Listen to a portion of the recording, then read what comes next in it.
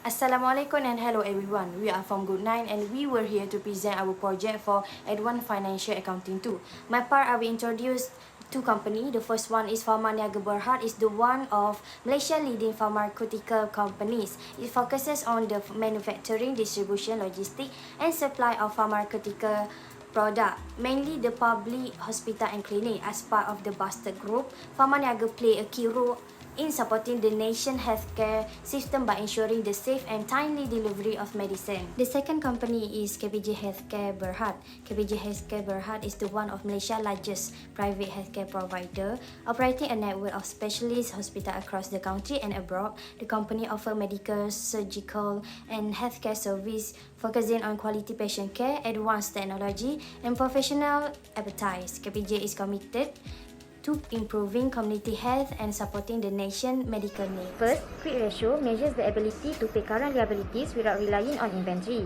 For Niaga's quick ratio, it remains significantly below 1 time in all 3 years, indicating that it does not have enough liquid assets, excluding inventory, to meet its current liabilities. This suggests a potential cash flow problem and difficulty in handling immediate financial obligations. For KPJ Healthcare, it has a quick ratio above 1 time since 2023, indicating a very strong liquidity position.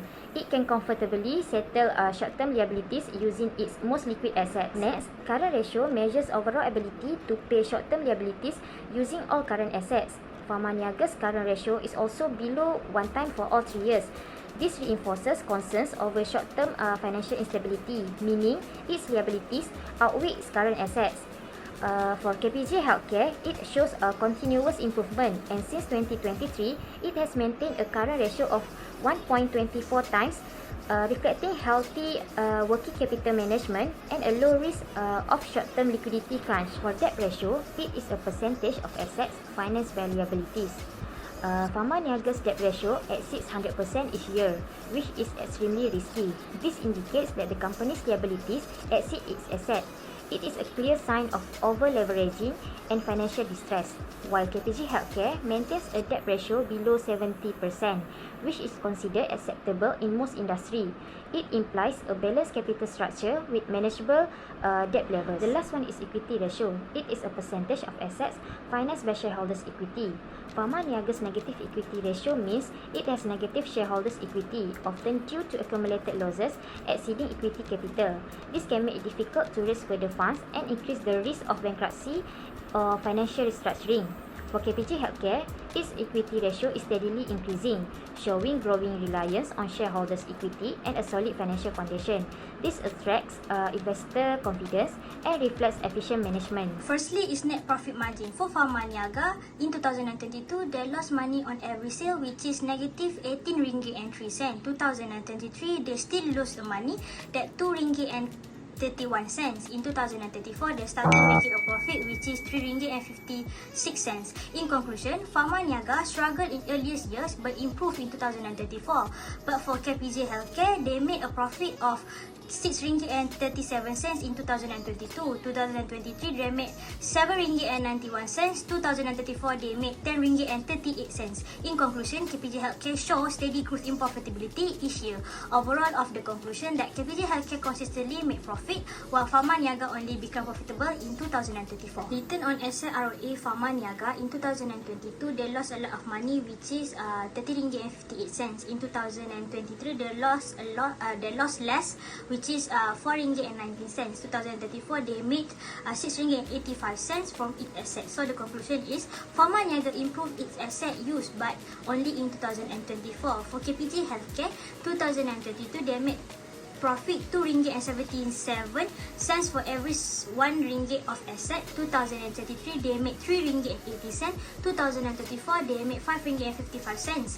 In conclusion, KPJ Healthcare was good at using its asset to make profit, and it keep improving. For overall conclusion, KPJ Healthcare always use its assets well, while Niaga only turn things around in 2034. Next is return on equity ROE. Niaga lost 153 ringgit for every 1 ringgit invested distributed by the shareholders. In 2023, they lost RM24. In 2024, they made RM57. In conclusion, Pharma Niaga recovered in 2024 and started providing value for the shareholders. For KPG Healthcare, in 2022, they made RM8.37 for every RM1 invested. 2023, they made RM11.73. 2024, they made RM60.56. In conclusion, KPG Healthcare consistently gave strong return to its shareholders.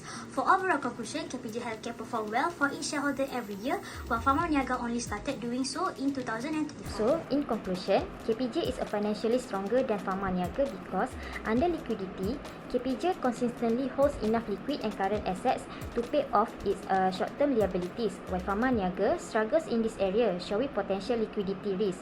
For solvency, KPJ is a balanced capital structure with a growing equity base, while Pharma Niaga is over-leveraged and shows signs of financial instability through negative equity and high debt dependency.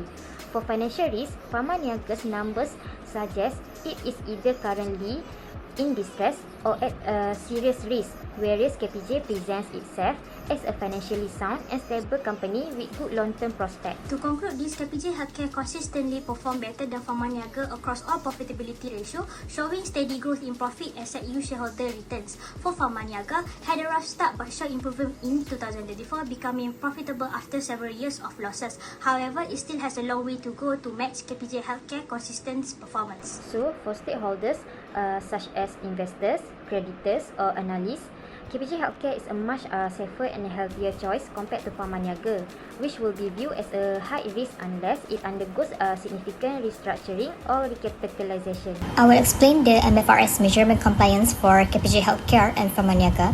For revenue, KPG recognizes it over time as services are performed, while Pharma Niaga recognizes it at a point in time when goods are delivered. Both companies follow MFRS 1.5. For PPE, both companies apply the cost model and depreciate assets annually as required by MFRS 116.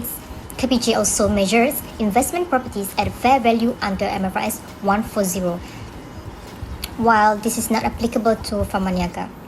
Pharma Niaga measures their inventories at a level of cost and net realizable value, complying with the MFRS 102.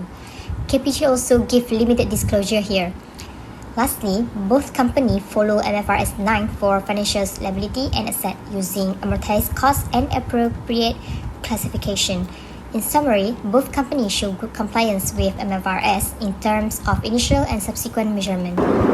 So in my part, I will briefly compare the MFRS 8 operating segment disclosure of KPG Healthcare Berhad and Pharma Niaga Berhad. Both companies comply with the main requirements such as identifying operating segments, measuring segment revenue and profit, and providing reconciliation to the entity totals.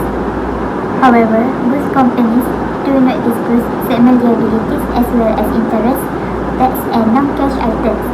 In terms of other disclosure, both have shared geographical and major customer information, but miss the required non-cash and tax-related segment data. In conclusion, while both companies show strong overall compliance with MFRS 8, they lack full transparency in some specific areas. Both companies demonstrate adherence to MFRS specific guidelines on how to translate a financial statement from a foreign currency into their presentation currency. Finally, it's important to note that both companies clearly have a presence of foreign operations. FRS 121, then it's important to note that for both KPG Healthcare and Pharma Niaga, their local currency is essentially their functional currency.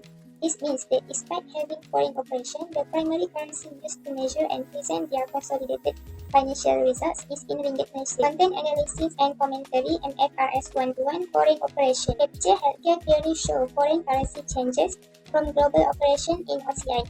This means that when their international business are affected by currency shift, they are transparently reported in a specific part of their financial result. Pharma Niaga highlight its foreign business to the MPI and include its currency impact. This shows they recognize their international presence, specifically their Indonesian subsidiary, and how currency movement affect its performance